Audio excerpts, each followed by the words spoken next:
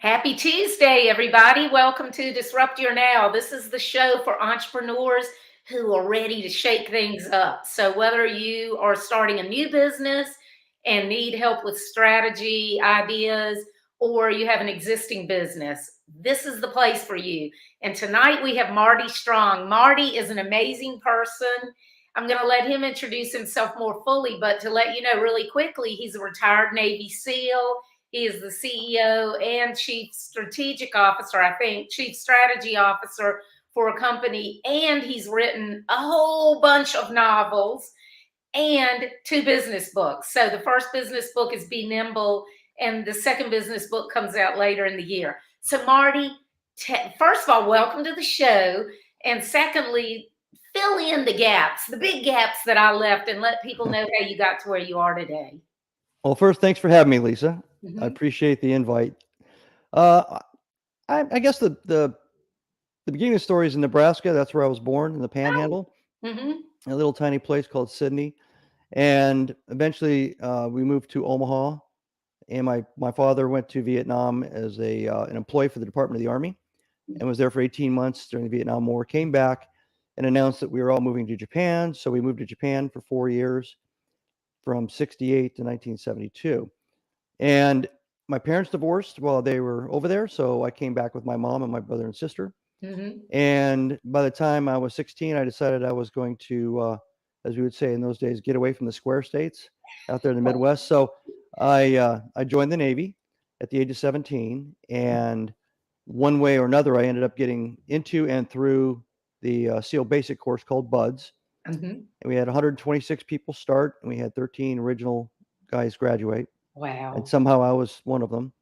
And then I went to SEAL Team 2 in Virginia Beach. And one way or the other, I pretty much was what they would call an East Coast SEAL. I spent 16 of my 20 years at either SEAL Team 2, SEAL Team 4, the mini submarine team, all East Coast operating teams. Mhm. And I spent two 2-year tours at what we call the schoolhouse in Coronado, where they run Yeah. all the advanced courses plus the basic course. So Yeah. um, and then I retired and I started managing money, first with Legg Mason Woodwalker and then with United Bank of Switzerland as a portfolio manager.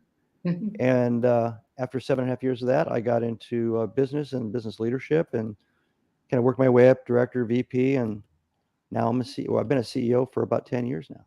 You've got such a wide variety background. And by the way, my husband also joined the Navy when he was 17 to get out of Yeah, Florida. So yes, that's funny that y'all both did that. Um, tell them about your book. First, tell them about the novels, but then tell them about the business book because I want to make sure that they get that. sure. So I read a book called The 4-Hour Work Week by Tim Ferriss. And I guess it was 2017, 2017. And it was right around the same time I was diagnosed with kidney cancer, which, because somebody canceled their surgical appointment 6 days after they discovered it, I was in and it was gone. I mean, surgery was Wow. successful. So I wasn't a cancer, patient or otherwise for very long, Mhm. but I had time to read because I had to kind of stay immobile for a couple of weeks. Yeah. I read I read Tim Ferriss's book, and in there's a lot of insights, but one of the insights was to live your bucket list. So I made a little bucket list, and you're supposed to actually live it, not wait until you retire Yes. to execute the list. Mhm. Well, most of the things on the list in the book, the way he was talking about it, were all travels, going to different countries and everything. Well, I've been to over 40 countries, and I'm thinking, okay, that's not going to work. Yeah. What do I really want to do? So I Mhm. made a list. It was learn how to play the guitar, learn Spanish fluently because I've tried 6 times in my life to learn Spanish fluently, and I almost got there, and then I stopped trying for a couple of years. Uh-huh. To write a fiction book and to write a novel. Excuse me, write a business book. So the it was easier for me to start with the novel, and I decided to pick something I wouldn't have to work too hard thinking Yeah. about because I could make it up, which was a science fiction book. So the Mhm. first book is a science fiction time travel book, and I put a lot of the SEAL warrior ethos and kind of the brotherhood of warriors and into it. It's about coming back in time to places where you had to fight with swords and everything, Mm. and it was kind of a time tourism thing. But Mm. it ended up being a 4-book series, and meanwhile, I decided I'd go ahead and write a SEAL novel. So I wrote a SEAL novel that ended up being a 4-book series. I'm actually halfway through the 5th one right now. And from the very first book, the very first time travel book, I decided that I didn't need the money. And I thought, since I was writing about the ethos, I was thinking about the guys and that were fighting and everything and coming back, and a lot of them wounded and hurt. Yeah. I would just donate all the proceeds to the SEAL Veterans Foundation. So that's what I've done ever since the first book was published back in 2017, I guess, the end of 17, Wow. on the on the fiction side. And then probably around 2019, I decided I was going to eventually not be a CEO anymore. And when that happens, what do I want to do? Yeah. So my thought was to do paid speaking, consulting, coaching, and a prerequisite to that kind of teed me up for the other thing on my bucket list, which was to write a business book, in this case about leadership. So that's how Be Nimble was born. Okay. It was a way of kind of coalescing all of my experience, all of my personal little, what to do, what not to do, how to find good talent, how to groom and train and nurture talent. A lot of it is the mechanics of leadership, and a lot of it's focused on crisis organizations, Yeah. organizations that are scaling or just starting out or trying to struggle with competition. Not just your standard sit there and everything's working well and you're just managing it. Yeah. And the second book is Be Visionary, is about strategy. It's about taking a vision and turning it into a workable strategy, and then creating an operations plan to align with that strategy, and then executing to the end of that strategic set of goals or goal. And so they're complementary. I didn't have the second book in mind when I wrote the first book, but by the time I was done with the first book, I knew what the second book had to be. So Yeah. that's kind of how I ended up writing all the books. And Be Visionary, that's the name of the upcoming one, right? And that's Correct. coming out at the end of the year. Yes, it's Be Visionary, Strategic Leadership in the Age of Optimization. Kind of makes the point that optimization isn't a substitute for strategy. Right. Yeah. And it's going to come up for pre-sale here at the end of this month, and it'll be available for release December 2nd. Okay, nice. So anybody listening, watching, I'll put in the show notes, I'll put a link over to the information about it. And then the first one, Be Nimble, it's the Navy SEALs creative mindset, right? Yeah, how it wins on the battlefield and in business. That's right. Yeah, so let's talk about that, because people don't understand how much, being in the military, being on an operational mission like that, how it coincides with crisis management in business. Sure. Well, the military is and people that have been in the military, there's a lot of hurry up and wait. Yeah. So there's a lot of frantic, frenzied activity, and sometimes terrifying activity, whether it's training or combat, and then long periods of nothing. where you're training and it's boring, and you don't know when it's ever going to end, and all of a sudden the panic starts again. Right. And the panic isn't a fear panic. It's a crisis, usually created by a lack of time to prepare, because something pops up, somebody calls, gets a bunch of people in a room, say, hey, we've got to go here, and we're leaving in 6 hours because the flight's going to take us 28 hours to get to where we're going. So you got 6 hours to get your act together, get your people together, say goodbye to everybody if you're going to say goodbye to everybody, and we're not sure when you're coming back. And that's kind of the special operations lifestyle. That for SEALs, Green Berets, Marine, MARSOC, Raiders, that's a normal thing. That's the life.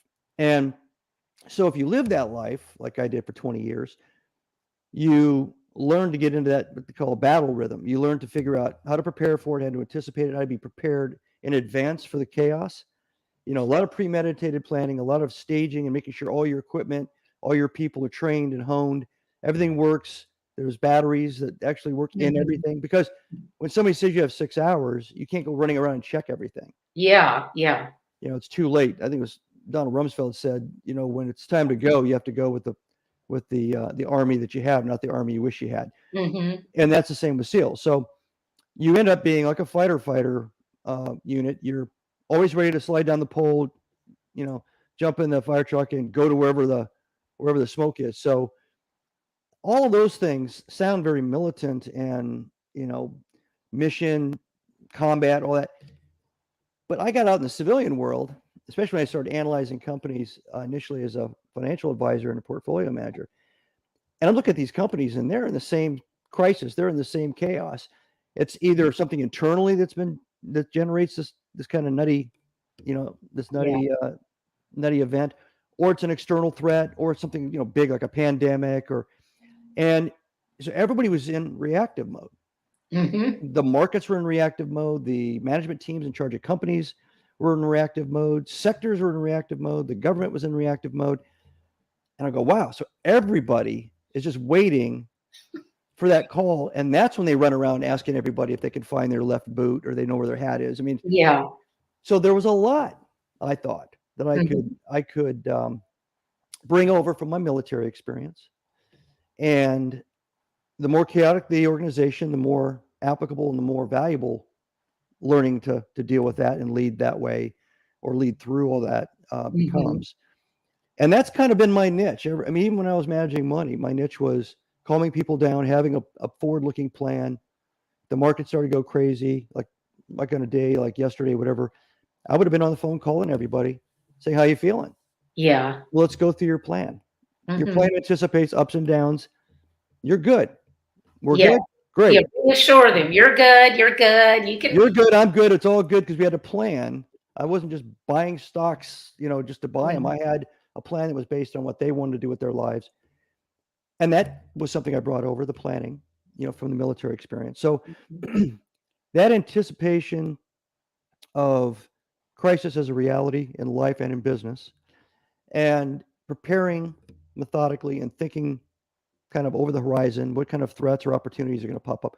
All those things I learned in the SEAL teams.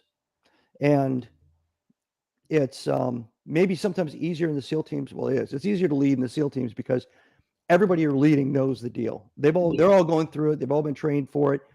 But when you go into a commercial company, you have people that came from all kinds of companies and they get freaked out and they get scared and they get worried and they're worried about their jobs. And there's a lot of self-focus and job security going on instead of how do we roll our sleeves up and attack this thing and make it go away.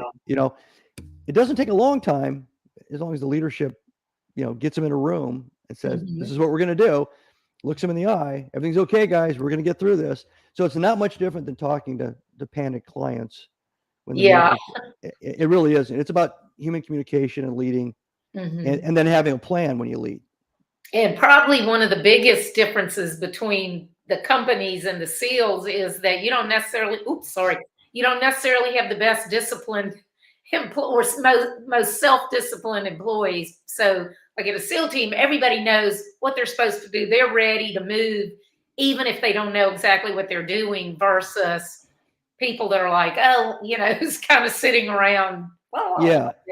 Anybody that's been in the military as a leader, period, is spoiled for what they're going to encounter on the outside, because the real world doesn't spend however many dollars each group of the military spends to eventually put somebody in a unit. In the SEALs, it could be $2 million per person. So you're getting super motivated, athletic, people with very high IQs, tested for that, screened for that. A lot of creativity, a lot of imagination, a lot of resilience. They're tested for that too. And that's what's handed to you. It's like you're handed a Ferrari, it's, and that doesn't happen in the outside world. That's not reality because it's paid for with taxpayer dollars and everything. So can you still build a team? Can you still try to get people to understand things are going to go left and right and up and down? That's okay. That's life. And yeah, sure. It's all part of communications. It's all part of training in advance of the crisis. And, the more you train, like in the military, you're always training for the crisis. And then when the crisis comes, a lot of times how you trained was more difficult than the crisis you have to go and solve or be a part of. I'd say that would be more often than not. So you're kind of overtrained for the moment, but that's okay, right? You could do the same thing in any organization, nonprofit, for-profit. You could do it in a family if you wanted to. Hey, let's get ready in case there's a fire in the house. And once the fire happens, the kids know, you throw the ladder out the window, or you grab the cats and run out the door. We'll muster in the backyard and get a head count, whatever it is. But you can do that with any group of human beings. It Yeah. doesn't have to be Navy SEALs to do it. And I guess fortunately from my standpoint, I've made a career of being valuable because it's not a normal thing in organizations to teach people that way. Yeah, I think, and I used to be in the corporate world decades ago before I started. Well, in 90 was when I started my first business. So before that, I was in the corporate world. And yeah, it's like if things are going the way they're supposed to be going, everybody's happy and chill, and they don't really take that calm time to be thinking about the weaknesses or threats or that kind of thing. And then they wait till something does go wrong, and then they have to figure it out. Has that been what you've seen mostly in companies? Yeah, it's human nature for everybody, including leaders. It's hard for. I had a chief one time during a combat mission that told me that I was scaring the hell out of my guys because I was never worried. At least I didn't appear worried, and I have a pretty good sense of humor. And usually, when things would get worse, I would get a little bit lighter, And so it's hard to get that concerned if the boss doesn't seem that concerned. But one time, I guess I had my worried face on, and he pulled me aside and basically said, "Stop it," because you never like that. Now you are like that. We were lost in the swamp. It was a mission, and we were lost, and it was my fault. Okay. It was my fault. I talk about it. I talk about it in Be Nimble because it was a comeuppance with me because I had a lot of successful missions in a row, and I just thought I knew how I was gonna get through the swamp, and I didn't get through the swamp the way I thought I was going to. And so I learned that lesson, and I actually passed that on to probably at least 20 leaders in the commercial world. A president or a vice president that hears bad news or there's a crisis or there's something of concern, gets the frown on their face, walks through the entire building population, grabs two people, goes in a room and shuts the door. Yep. And what he's left in his wake is this emotional turmoil. Because especially if that's not their nature, but even if it's not their nature, people are reading you all the time. So there is really a personal leadership requirement. You have to act like a leader.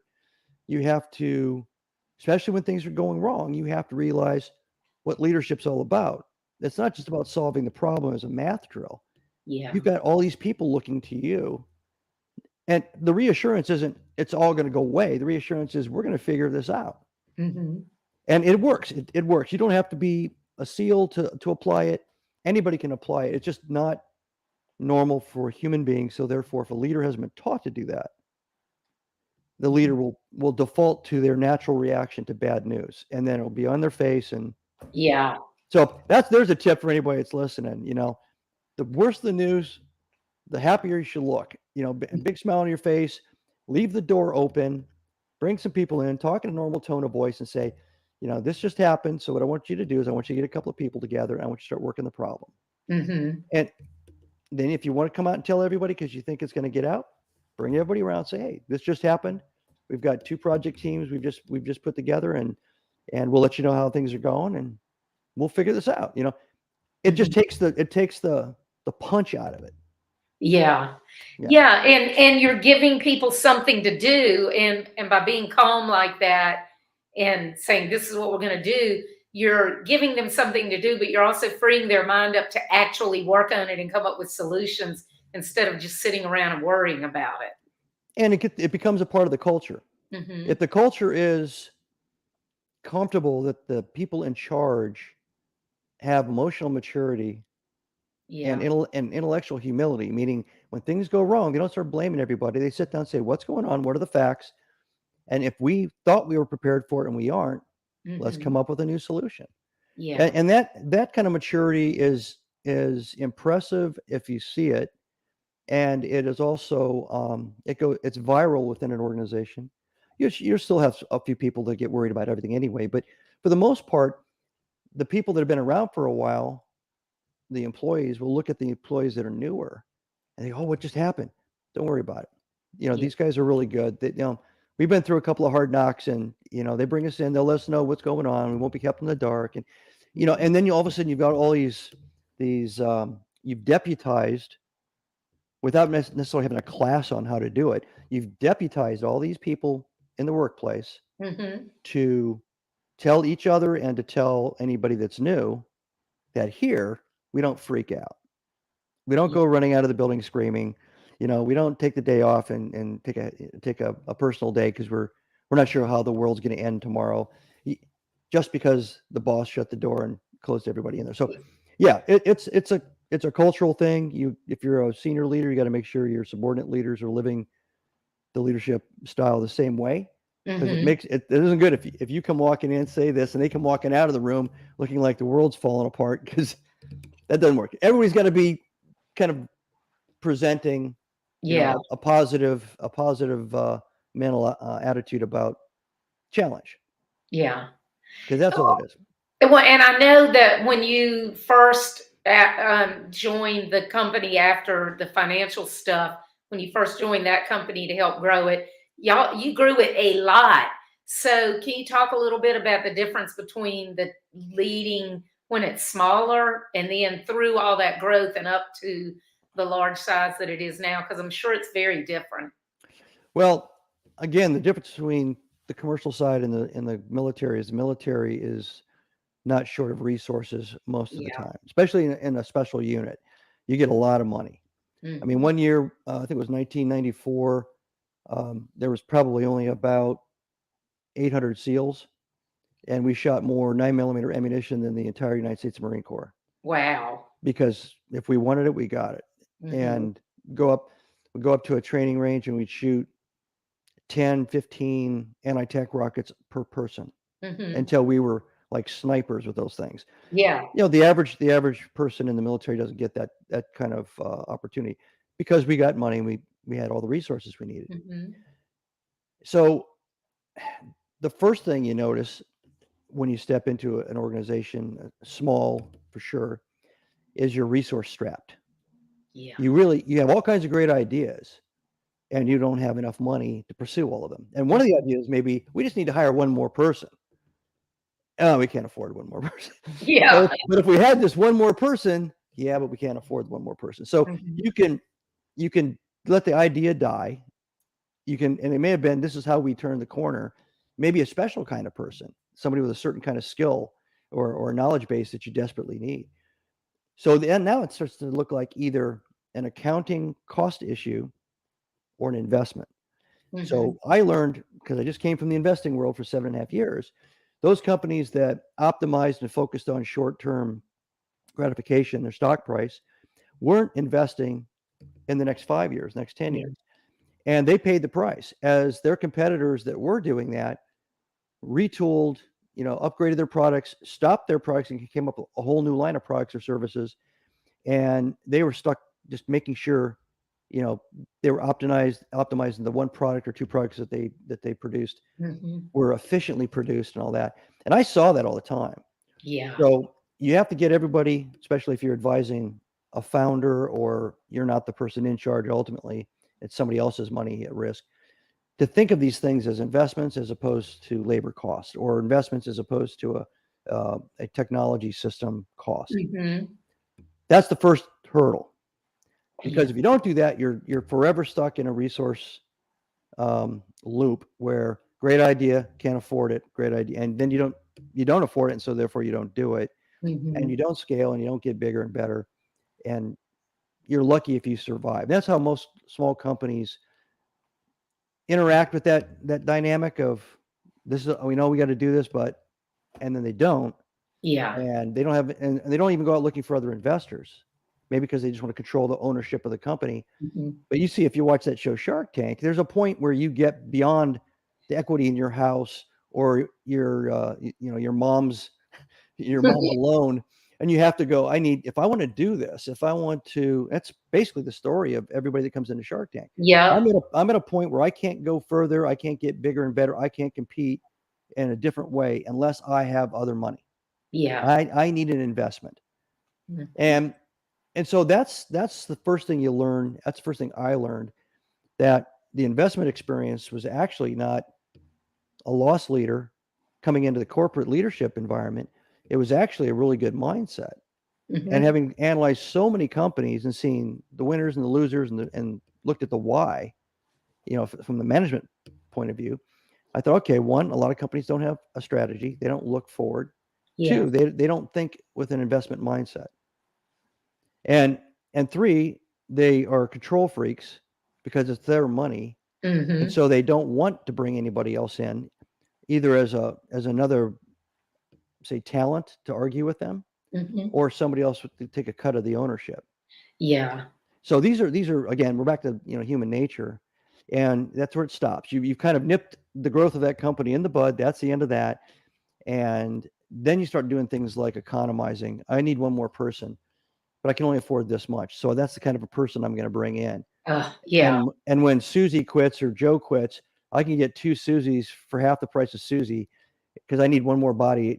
Besides, what you're doing is you're kind of dumbing down the structure, Yeah. and you're diluting the brain power, and it feels like you've got more control because you're the smartest person in the room, but you've lost control because you don't have the team that you need to support you and feed Mhm. you ideas and do things for you. You've got to start spoon feeding everybody. So that's just the dynamic, and you can be up to a $50 million a year company and have that Mhm. same kind of crazy thing going on. Yeah, because And some people don't like smarter people to be around them. They always want to feel like they're the smartest person, so they don't like having those strong people around them. But you brought out some really good points, because one of the things that I do is work with small businesses that the owner wants to, like, 3 to 5 years down, 1, 2, 3 to 5 years down the road, they know that they're going to want to sell to retire or whatever. And as you know, the vast majority of small businesses never sell. right, And what I've seen over the years is everybody's first instinct is to cut everything to the bone.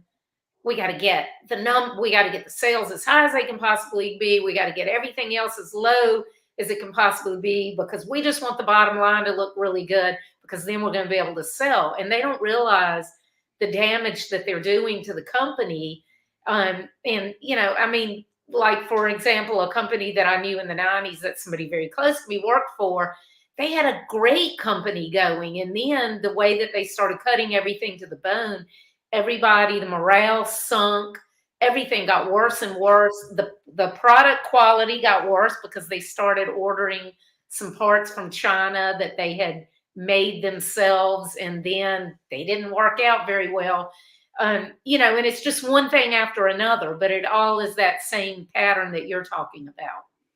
yeah. So there's a couple of mantras. One is you can't save your way to success. Yeah. You can save your way to survival, Hmm. but you can't save your way to success. And that's a problem with small companies too. They think whenever they run into a problem, rather than looking at the future and thinking through it and then investing, they go the opposite direction. And they may survive that moment, but they've missed the moment to grow into something bigger and better. And so they're always they're fragile. They're always kind of running into these points where they have to strip costs down, people, Hmm. their raw materials, like in the case of, something coming from China or anyplace else. And then their quality suffers, and then the brand suffers, and then the sales suffer. And that's a hard thing to rebuild, especially if you built it over years. The other thing that you mentioned, in the mergers and acquisitions world, if the sellers think that they're being clever by doing what you described. Hmm. So now maybe if they have an unsophisticated buyer, You're and right. maybe if it's like a business broker level small company, maybe the buyer won't see through it. But Hmm. when you get a little bit bigger, the buyers will step in and they'll know that you stripped the meat off the bone, Hmm. and they're buying a skeleton. Exactly. They're not Yeah. buying a thriving organization that can actually produce. They're buying a skeleton that's anemic. Hmm. And one of the first things they're going to have to do, and they'll bring in organizational design experts and stuff, and Hmm. they'll say, yeah, you're missing this, you're missing that. You need two instead of one of those. You need four instead of two of those kinds of people. Yeah. And then they'll come back and they'll deduct that from Hmm. the operational EBITDA or the adjusted EBITDA part of the formula, Yeah. and say, yeah, well, we're going to have to spend that money 2 days after we close this deal. Hmm. So we're not buying a skeleton. Yeah. So, and then, or they walk away.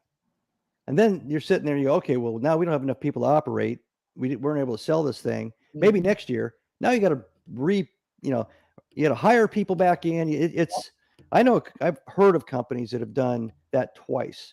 That's Stripped what down. happened. Yeah, that's what happened with the company that I was referring to a minute ago. And one of the owners ended up leaving because he was in disagreement, so then it ended up only being the one owner, and he had family running it. And it was just, people were quitting. It was just a nightmare. They ran the company in the ground and really did have to rebuild it. But you have a great point. It's, people aren't going to come in and just look at your financials and go, oh my God, your numbers look great. Okay, I'm going to pay you. They're not stupid. They can, first of all, they can look at the historical data and very quickly see, where you've cut and everything. But like you said, they're not just looking at the numbers. They're actually looking at the people and the processes and systems. The other thing about that dynamic is what you want to do is you want to have a thriving, muscular, healthy, organic growing, revenue generating company. Mm-hmm. And then you want to pitch it that it's not about the past numbers. I want a premium for the future, because this machine that I've built is actually going to deliver more than what you see in the rearview mirror. Yeah. And there are buyers, they'll see that. And if you've been growing organically, in other words, you're not acquiring other companies to make your numbers grow, it's a good pitch. And if you want to get a good dollar for your company without stripping it first, it's a good honorable approach to going into the marketplace. Mm-hmm. And then if there's no deal, no sale, well, you haven't hurt the company. Right. Yeah. You You're just, positioned to keep moving forward. yeah. Yeah, Nicole Morgan is on here. She says that it's so useful. She can see it applying to many different industries, really any industry, don't you think? Any industry and nonprofit business. Yeah. And a lot of the things I talk about in Be Nimble and in Be Visionary can be applied to even the government. I mean, the government doesn't have as much flexibility, Mm-hmm. but Mm-hmm. it sure could use some investment mindset and some strategic thinking. Yeah. And there was a time, like the Eisenhower, administration with the interstate system or something. Mm-hmm. There were times when the United States, the government thought that way and invested and said, we're going to spend a whole lot of money, and in 7 years we're going to have, bridges and dams and power plants and things, and it'll be good. Yeah. And people were see all this infrastructure being put in place and go, who's going to use that? And then 7 years from then, the population expanded because people were thinking ahead. Yeah, Mm-hmm. so it works in almost any human organization, and I don't Yeah. think it's an American thing. I think it's any human organization anywhere on the planet would probably have the same human issues going on. Yeah, totally agree. And a lot of even larger companies now are actually training employees to think entrepreneurially, because they're starting to realize that if they give them that freedom to explore ideas, and that you never can tell what they might come up with, that the company never would have without them encouraging like that. Yeah, it's an incubation mentality. There's a lot of ways you can do it. You can have people just. It's more than the suggestion box. Yes, It's to teach. definitely. You put out a template. You show people this is a basic business case structure. Mhm. Give us the answers to the four parts of the questions are going to build the structure or the model, and just give them kind of like, it's almost like a survey. They just fill the whole thing out, Mhm. and they don't even realize what they've done is they've done 90% of a business plan, because they're laying out all this stuff. But there's some pieces that have to be in there. It can't be just, we need to fix this and that's it. Yeah. And then, it's like the culture thing. You start to teach and train employees to look at problems as problem solvers Mhm. instead of as cub reporters that are just sending a message up. Yeah, I saw something bad. Somebody up there should fix it. You guys are management. And that pulls the culture together. It makes it feel like everybody's trying to make it a better place to work, a better place to interact, and you spend a lot of your life, right? Mhm. So and it could actually have some kind of positive impact on the company. Yeah, So, yeah, but you have to cultivate it, and you have to lead it, and you have to lead by the example of what you're saying you want people to do. You can't do all that and then all the suggestions bounce off an iron door where the boss is, and right. because then everybody will figure that out pretty quick, and all Yeah. the ideas will stop. Well, and speaking of nonprofits, that's another thing that it's like all nonprofits, they all run their business the same way. They're all going after the same money. They're all just out looking for donations. And it's like figure out a way that you're not an expense. Can you figure out a way that you're actually in whatever way, bringing some type of value to companies or whoever your donors are? But most of them are just like their mind is just so set in the straight up donation Yeah, direction that and that's going to be one of the first things that's cut when companies have to cut. But if you can figure out a way that your nonprofit is actually bringing value in some way to that company, then you're going to be less likely to be cut because it's not straight up donation. yeah. I work with a couple of nonprofits right now, and so I remind them that it's not nonprofit. It's the title is nonprofit business, Yes. and for profit business. Mhm. Business is in both. Right. So so back to what we were talking about earlier. If they're looking for donations, it's because they have things they want to do. They have benefits they want to deliver to their beneficiaries, whatever class of people that is, Mhm. and they are resource strapped. And so Yeah. they get back into the same small business loop. They don't invest and they don't think strategically, they think operationally. Yeah. We've got this great thing we want to do. It's going to cost X. We need to go out and get X. Once we have X, we can all go, okay, good. We paid for it. And Yeah. then what are we doing next? Oh, next in 6 months, we're doing this. How much is that going to cost? Oh, we got to find the money for that. So Yep. they're living event to event, and they're resource starved event to event, and they're all really usually great people with their hearts in the right place, but they may or may not be business people, Mhm. and they won't bring in either advisors that are business people that might know how to strategically change the organization into a nonprofit business, Mhm. or they don't think that there's a place for it because they think people in a charity or in a nonprofit should be people that are empathetic and are only focused on the beneficiary group and the events and or whatever the benefits are that are being delivered. Mhm. But that all dies just like a small business. I've never heard the statistics of how many nonprofits are started and fail, Yeah. but I bet you percentage wise it's right up there with every other kind of business. Yeah, I would bet it is. And they always go to the same people for the money. They have it's like businesses get lazy and we have our customers and they're the same customers that we keep trying to sell to, but it's the easy safe way to go out and fundraise, keep pitching to the same people, but anyway, so yeah, it struck me when you were talking about that because I've dealt with that with a lot of nonprofits. Sure, but just like a business marketing plan, you would want to differentiate you from everybody else so you can be distinctive and you can attract dollars to you. Yeah. So it's still about marketing and brand and a value proposition. It's all those business concepts that Yep. if you don't apply any of them, you're just running around looking for money. That yeah. So the company that you're CEO of now, you've helped grow through acquiring other companies and also building internally, right? Right. Well, the one was the healthcare company was a very, very small one employee company 5.5 years ago. Mhm. And that's been all organic growth. So it's about 170 people now in 7 states. And that's been Wow. it's been a lot of fun.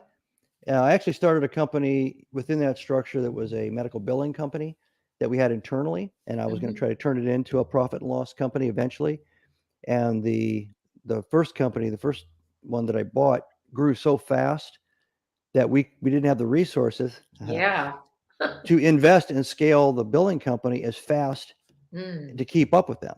So Yeah. then we had kind of a crisis where we couldn't do the billing competently at the volume that the healthcare company was Mm. creating, the claims to be billed. So we had to go outside to a huge company that did billing, and then we've since gone to an even larger national one because the complexity and the volume of the work just got way beyond anything we could manage internally. So it was a good idea at the time, and I think it was probably 2 years too late. If we Yeah. just started in parallel when we bought the company initially, they Hmm. might have grown in tandem, and but it just couldn't catch up. It flat out couldn't catch. It was almost obsolete 5 months after it was up and running as a live company. So Yeah. we Wow. just we quietly quietly just kind of folded up the folding chairs and put them in the closet and took the brochures and put them away and That's yeah. amazing growth, though, over 5 years from one Yeah. person to 170 some. Yes, and all organic. We didn't buy any more companies. So in healthcare, that's a pretty aggressive Yeah. growth So rate. did So y'all hire salespeople, or how did you do that? no, we when we go into a client's facility, we have a particular way we go about delivering medicine, and we're really, really discerning on the kind of medical providers that we hire.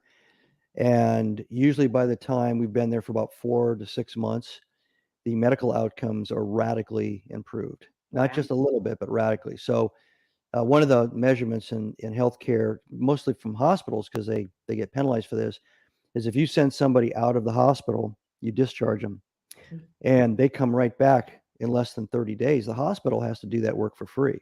Oh, They wow. don't get to go back and rebill Medicare, Medicaid, or private health insurance. They have to do that for free. So they're basically eating the cost of everybody, the bed, everything, while they're trying to make that Mm. person healthy again. That rate of return is called a readmission rate. And in our primary patient population, the readmission rate nationally was about 27, 28% would go right back into the hospital. Mm. We were going into these facilities that the hospitals were sending people to after they were discharged, and we were getting it down to single digits within 6 months, That's amazing. which means we were almost reducing the penalization going on in the hospitals by 2/3. Wow. And then the hospitals started calling us. I was going to say they wanted to hire you next, And right? they said, "Oh, who are you working with, and why aren't you working with these other 5 places that we send people to?"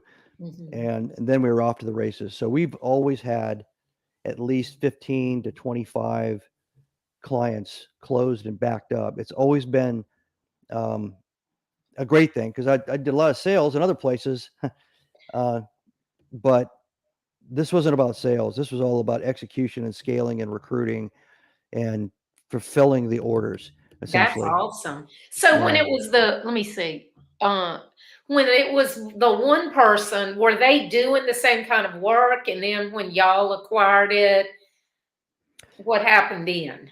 Yes. The founder was an Army medic, and he Mm, got out and he became an EMT. Then he became a nurse practitioner, okay. and he saw a gap in geriatric care. Initially, that's what we were in. Now we're in a lot of other things. Hmm. And he thought, well, why does it have to be? Why is the bar, the execution, the performance bar have to be so low with this particular group, this particular patient group? And and so he thought, well, I think I have an idea how to fix this. So he came up with a couple of ideas, and a lot of it's just finding the right people, with the Hmm. right attitude towards medicine. And he started to have the same effect. He started to have this effect, and then he basically got overwhelmed by the demand because he was one person, so he was Hmm. doing everything himself. He was Wow. he was he was trying to find the people. He was trying to pitch the idea to clients by basically cold walking into facilities, Hmm. and really smart guy.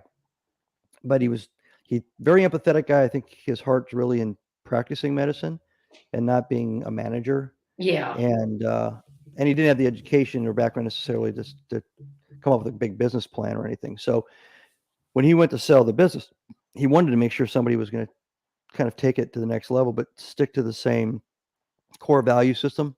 Hmm. And that's what we've done. And I was smart enough after interviewing the guy for a couple months that the core was the quality, and the quality was unique in that patient population. And because they don't have a lot of money. Sometimes they have enough money through insurances and everything, but they're not considered a real lucrative layer Yeah. of the market. And yet they have very complicated medical issues, like multiple medical issues, right? Hmm.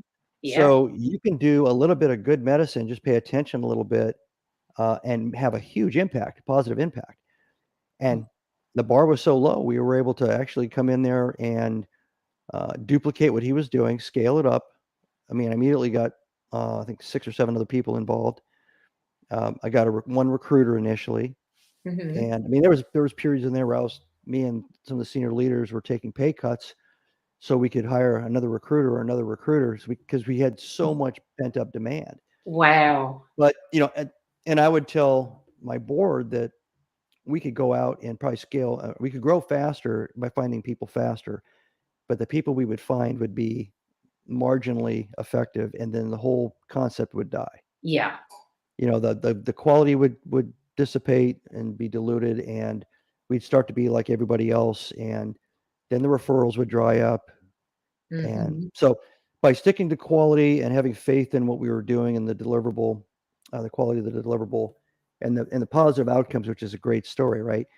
Um, we started to build up a reputation. The brand got stronger, and the next thing you know, we've got more business than we could possibly handle. Wow. So the guy that y'all bought it from, did you know him, or how did y'all find out about the company? No, when I was looking for something to buy right after we became an employee-owned company, Hmm. because we originally had a government contracting training company, and we became an employee-owned company. And my board was helping me. We were looking at bigger companies. We're looking at an acquisition, and we just weren't finding anything that made sense. And I, kind of in desperation, I started looking at business broker websites, Okay. and I found this company on a business broker website out of Richmond, Virginia. And something about it. I mean, I didn't know anything about it just from looking at the website. I thought I just got to talk to this guy, to the business broker. And then I went and talked to the founder, and I got the chairman of my board to fly up, and we went in and spent about an hour and a half, and the rest is history. Wow. That's amazing. And I don't want to say he's lucky, because obviously if he didn't do all that hard work, it wouldn't have happened. But you probably know 2/3 of businesses never sell. So the fact that he was able to sell at all, but then the fact that he was able to sell to somebody that was going to take it and grow it, take his baby and grow it and really make it into something, that's amazing. Sure, but there's a little bit of, I guess, the cliche is, being able to judge horse flesh. Yeah. You know, people that are in horse racing, they can look at 3 different horses and they can tell whether they're a winner, a breeder, or never mind. Yeah. And the more I analyze companies and concepts and business models in 7.5 years, I didn't realize how much I'd absorbed, of all those lessons learned that other people, you know, Mhm. did for me so that I could be educated through their failure or success story. So I had a hard time getting the board, and I had a hard time getting the due diligence, the lawyers and accountants and everything, to give a thumbs up to this thing, because it was a one employee company that Yeah. it really wasn't a company. It was like a dude, Mhm. a dude with an idea. And so, um, yeah, I had to convince him. One guy, I mean, one lawyer said it's kind of like you're buying a bag of magic beans, but I don't know why, but I just felt like it was something that could be scaled. The concept was Mhm. great. The platform wasn't there, but that's fine. It was Yeah. like surf was up. It was a sunny day, and all he needed was a surfboard. And if I could put a surfboard out there, right? Yeah. So I saw it. Some of the people on the board saw it immediately. A few others had to be convinced. Almost none of the outside advisors could see it. But That's eventually, funny. they supported my pitch, Mhm. and but they also supported me with the billing company, and that didn't go anywhere. So I Yeah, but can't. they've got this though. They did, I was gonna say, imagine how if they hadn't supported you all the way up until the end, and then it became as successful as as it is, how embarrassing that would be. Yeah, well, they're smart. They're all smart guys too, and they're all individually Mm. talented and well off, and by virtue of their own investment Yeah, ability. None of them were in healthcare though, so I think most of the uh, the discussion was because they were focused more on manufacturing, production companies, things like that, and um, and I wasn't a healthcare guy. yeah. I was a Navy SEAL who managed money. So how does that work out that I suddenly know what's going on in the healthcare industry? So and they were right. I mean, I didn't know that, but I knew how to put together a strategy. I knew how to build a business plan, and I knew how to pick good talent, and I And knew, recognize opportunity. yeah. And to this day, I'm not a practicing medical anything. Yeah. The first Christmas party we had, it was pretty funny because the doctors all wanted to meet the CEO, and so they were coming up to me, and so when did you go to medical school, and what area do you practice? And all that. I was an Intel guy, How funny. and I carried a Stoner machine gun for a couple of years when I was what? I would say I stuff like had to that. stitch somebody up out in the field, right? Yeah, yeah, oh yeah. And I've been more of a patient than a medical Yeah, professional, that's and they just like give me the dog kind of, huh? yeah. I had a lot of fun with it. Eventually, they all figured it out, and they told everybody, and then I stopped having fun with it. But that first Christmas party was pretty good. That is Yeah. funny. Yeah, and this is off topic, but how many countries have you been shot in? Your bio Oh, said. I haven't been hit. Oh, Um, oh, shot at. Oh, okay.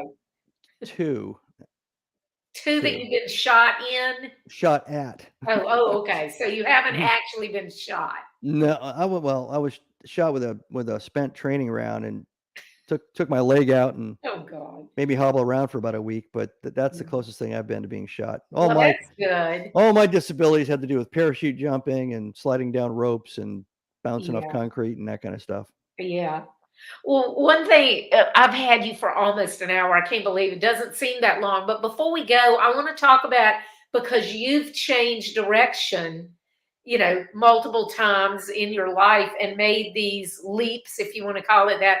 I want to talk about that a little bit, because one of my big things with clients is, if there's something you want to do it. Figure out a way to at least take baby steps towards doing it. Or maybe you don't even know what you want to do, but you want to do something different. So can you talk a little bit about that, about transitioning between these things?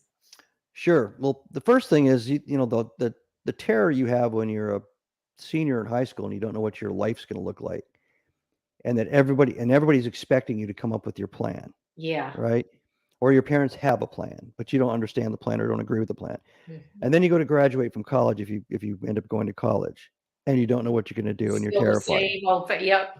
So that's self-imposed. That's imposed by society, by watching movies and stuff, all these expectations. In reality, and I've talked to groups of people that are getting out of the military, and I've asked this question. I've said, well, by show of hands, does anybody here know how long it takes to get through law school? 4 years. How long does it take to get through engineering school? 3 years. How long does it take to become a software design professional? Somebody, 24 to 36 months, depending on, okay. And I go through a couple of things like that. And I said, all right, so who here is about to get out? A bunch of hands go up. All right. How old are you? I'm 38. How old are you? I'm 39. I'm 41. Okay. All right. So I picked one of the people. And I said, so you say you're 41. How old are you going to be when you get through law school? Yeah. 45. Or engineering school? I'll be 44. How about if you want to become a software design, guy? I'll be 43. Okay. So let's say you did that for 10 years. You'll be 53. How old will you be if you want to go to law school then? Mm. I'll be 57. All right. So if your life expectancy is in your mid to late 70s, you have the ability to be anything and do anything you want. Mhm. The only reason you haven't changed your path is because you're in the military. And if you can get to that golden 20-year mark, you get a Right. retirement pay, right? One of the Mhm. last pensions left. But there's nothing out there in the world that restricts you from being anything you want to be. Now you're going to be good or great or less than good or really terrible at a lot of things. But if you don't know, yet, you should not try them. And Yeah. you can, and so you have to kind of come up with an apprentice mentality. And that's the second line is, if you're going to start over in something, remember what it was like when you first started in the military. So with SEALs, I'll say, how long was it before you were considered an operator, another SEAL would trust next to him in combat? Yeah. Oh, 2.5 years, 3 years. All right. So how come if you're going to get out of the Navy, you think you're going to go into the restaurant business and you're going to be a superstar in 6 weeks? Great point. Right. So Yeah. most of the things that you pick up in life, you think are useless if you move to a new vocation or a new profession. And it's really not that way. Right. You're more like a snowball. And the snowball's rolling across and it's picking up sticks and leaves and dirt and a shoe and it's getting bigger and bigger and bigger, right? It's becoming multi-textured, but it's getting bigger. And that's your experience. That's your life experience, your professional experience. Mhm. It's your knowledge, your communication skills, your resilience, your toughness, your leadership experience, or your leadership skills and traits. And if you look at it that way, you're becoming smarter and stronger every day. Yeah. So I told all my kids this. I got 5 kids. I said, look, you get in a job, ask lots of questions, watch what's going on, volunteer a lot, because you're not going to be in that job for the next 40 years. Mhm. Use it as like a schoolhouse. Yeah. Suck every bit of information and knowledge you possibly can. And I had one daughter, my oldest daughter, she volunteered the very first job, and she said, well, I'm going to volunteer to set up an internet website. And because nobody wants to do it here. And I don't know anything about it. So I sent a couple books to her from Amazon and she studied and everything. Well, within 6 months, she was like, blogging, and she was Mhm. it. She was all over it, right? And Yeah. she left there after 2 years, but all those skills went with her. Yeah. And if she hadn't have volunteered, she said, well, I don't really know how to do that. She never would have had those capabilities going forward. So that's what I suggest. It doesn't matter whether you own a business and you want to move to a different business or you want to sell the business and move on to something different.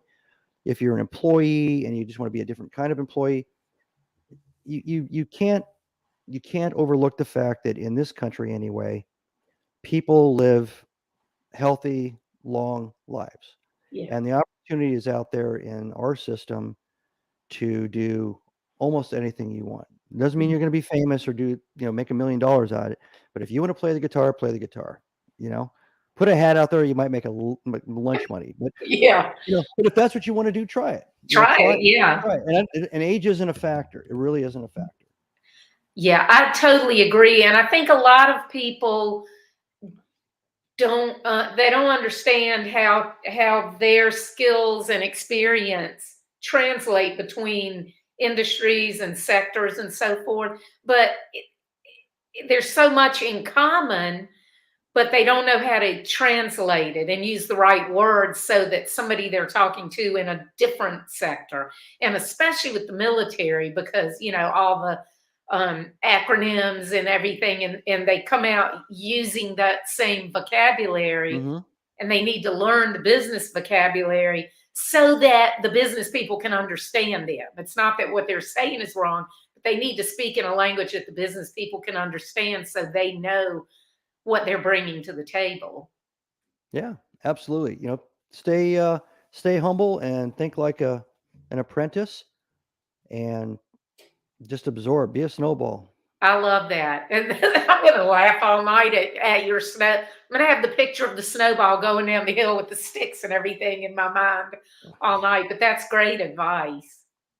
Yeah. So, Well, I think it's a great way to live life. yeah. And I mean, even though I've owned my business since 1996, web and business strategy, up until then, I never did anything longer than 2.5 years. Everything was 1 to 2.5 years. And then even after I started my first businesses, I would start it, get it, go and sell it. Start another one, get it, go and sell it. But then discovered web design in 95, started developing and everything, and fell in love with it, and mostly fell in love with it because it does enable me to change all the time. Hmm. And it enables me to be creative. And I didn't even used to think that I was a creative person because I didn't realize that thinking is creative. I always thought about it as more like an artist, but it just goes to show you that if you kind of find a little pathway to go down. But my work is changing all the time. And that is why I have been in this business for so long, because it is different all the time.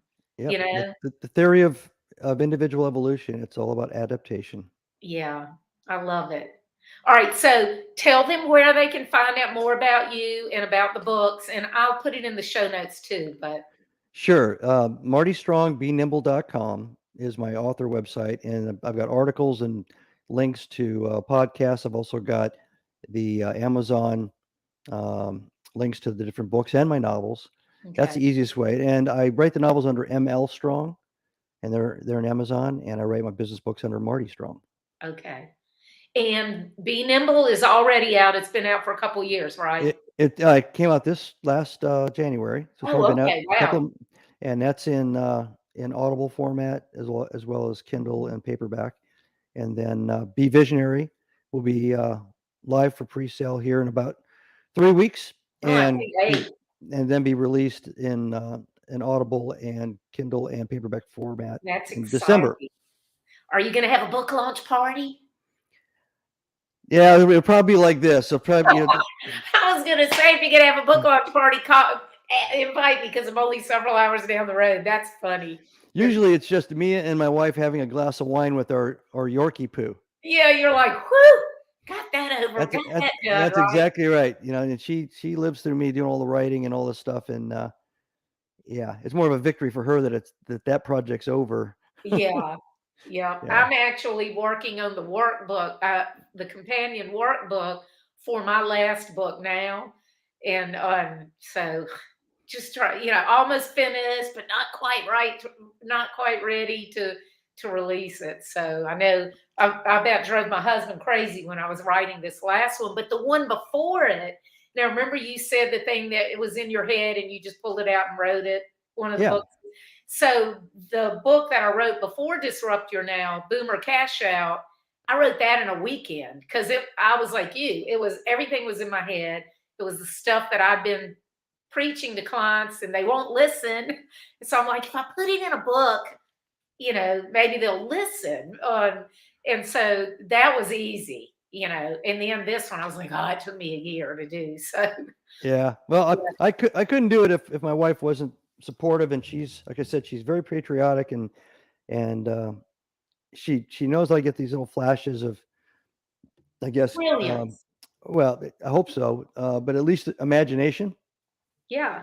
And she knows that once I get it in my head, I want to get it out and get it on paper. So yeah, she's a big fan, and she's a good strategic partner in this.